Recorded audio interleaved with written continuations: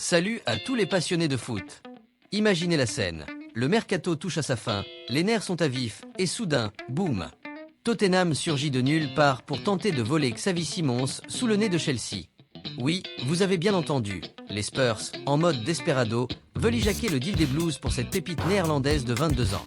Est-ce que Chelsea va se faire doubler comme un débutant sur un terrain glissant? Ou est-ce que les liens solides avec l'agent du joueur vont sauver la mise? Restez collés à votre écran, car aujourd'hui, on décortique tout ce drame transféristique avec des infos fraîches et réelles, tirées directement des sources les plus chaudes. On va plonger dans les coulisses, analyser les enjeux, et même spéculer sur l'avenir. Prêt pour plus de 1500 mots d'action pure? C'est parti! Commençons par remettre les pendules à l'heure sûre, qui est Xavi Simons.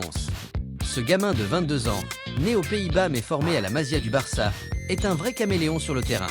Il peut jouer meneur de jeu, ailier gauche, ailier droit, voire même en faux neuf si besoin. Imaginez un mélange de créativité, de vitesse et de vision du jeu qui fait saliver n'importe quel coach. Sa carrière? Explosive. Parti du Barça en 2019 pour le PSG, il n'a pas vraiment percé à Paris, mais ses prêts l'ont révélé au monde. D'abord à PSV Eindhoven en 2022 à 2023, où il a claqué 19 buts en 48 matchs, remportant la Coupe des Pays-Bas et devenant une star en Eredivisie. Puis, direction RB Leipzig en Bundesliga pour 2 saisons consécutives. Là-bas, il a brillé, 22 buts en 78 apparitions toutes compétitions confondues, dont 15 buts et 10 passes décisives la saison dernière. Pas mal pour un jeune qui n'a que 28 sélections avec les Oranges. Mais attention, son contrat avec Leipzig est permanent depuis cet été, après un achat obligatoire suite auprès du PSG. Pourtant, son avenir semble ailleurs, et c'est là que le drame commence. Parlons maintenant du rôle central de Chelsea dans cette saga. Depuis juillet, les Blues sont en pole position pour signer Simons. Selon des sources fiables comme Florian Plettenberg et d'autres journalistes allemands, Chelsea a un accord personnel avec le joueur depuis des semaines. Xavi veut découvrir la Premier League, et Stamford Bridge était sa destination favorite. Pourquoi? Parce que son profil polyvalent colle parfaitement au système d'Enzo Maresca, qui adore les joueurs capables de fluidifier l'attaque. Imaginez Simons aux côtés de Cole Palmer, Pedro Neto ou même Joao Félix, ce serait un feu d'artifice offensif. Mais voilà, Chelsea a un problème, les finances. Pour boucler l'opération, ils doivent vendre des joueurs pour respecter les règles du fair play financier. Et c'est là que qu'entre en scène Christopher Nkunku.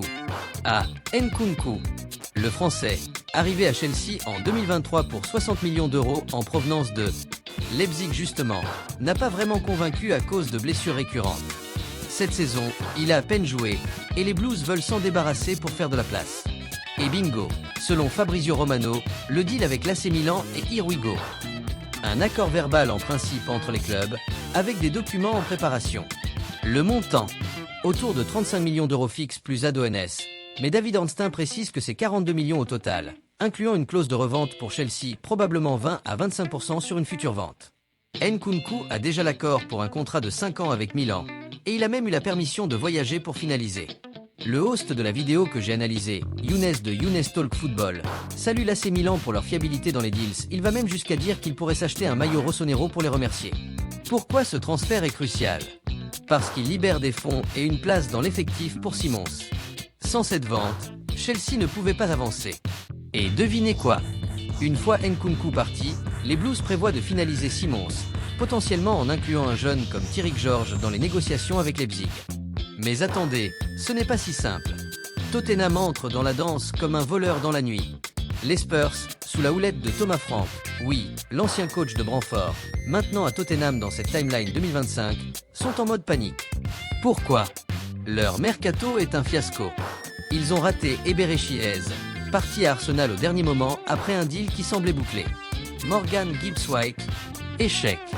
Savino de Man City, refusé, malgré 2 offres. Et cerise sur le gâteau, James Maddison, leur maestro offensif, s'est blessé au ligament croisé antérieur, le sidelinant pour des mois. Résultat, Tottenham a désespérément besoin d'un numéro 10 créatif, et Simons colle parfaitement. Polyvalent, expérimenté, 137 matchs seniors à 22 ans, et prêt à briller en Premier League.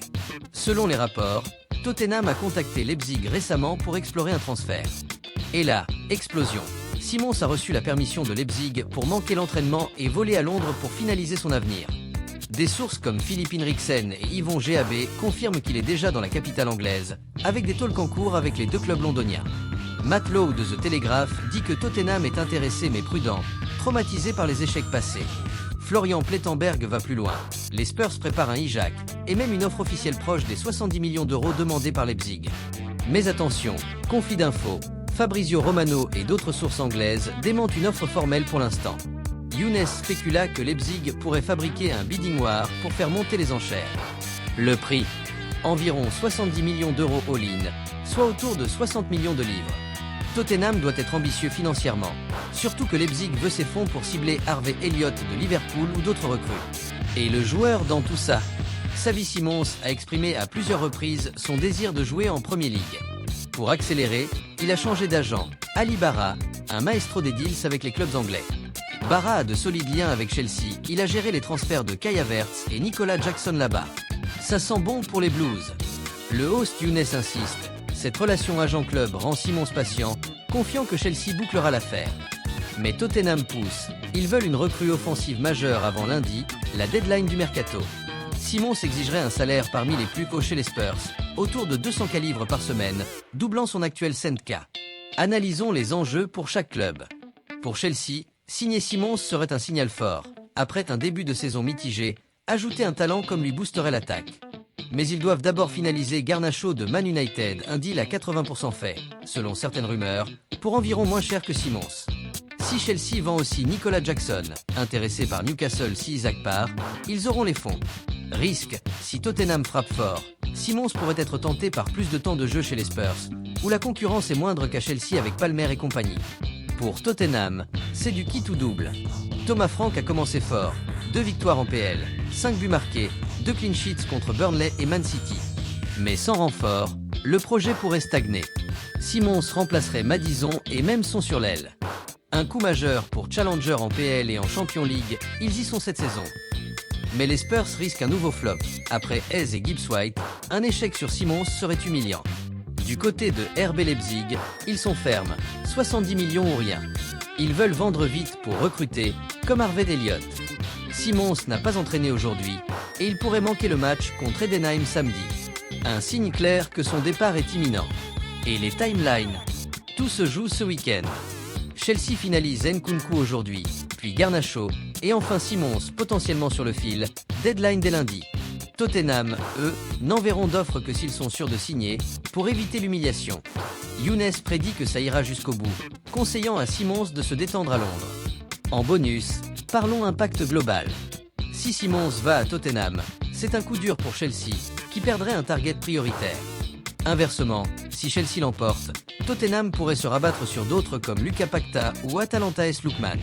Pour la PL, ajouter Simons boosterait le spectacle. Imaginez des duels Simons vs Palmer dans les derbys londoniens. Conclusion. Voilà, les amis, plus de 2000 mots sur ce thriller transféristique.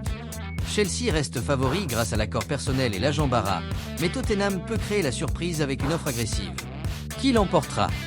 Dites-moi en commentaire, Team Chelsea ou Team Spurs? Abonnez-vous pour plus d'analyse foot, likez si vous avez kiffé, et on se retrouve pour les updates live. Que le meilleur club gagne.